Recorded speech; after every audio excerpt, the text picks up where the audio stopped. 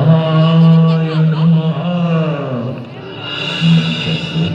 उठो वत्स, तुम्हें क्या वरदान चाहिए? प्रणाम ब्रह्मदेव। ब्रह्मदेव, मुझे अमर होने का वरदान दीजिए। महिषासुर, जिनका जन्म हुआ है उनकी मृत्यु तो निश्चित है, तुम कोई और वरदान मांगो वत्स।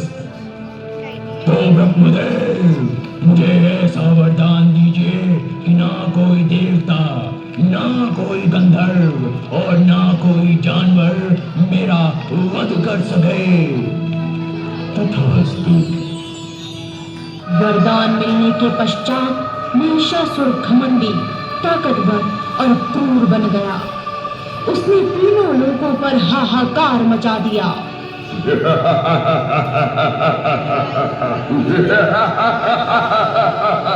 महिषासुर का अंत करना कोई मामूली बात नहीं थी। ब्रह्मा, विष्णु और महेश ने अपनी ऊर्जा से आदि शक्ति को जन्म दिया।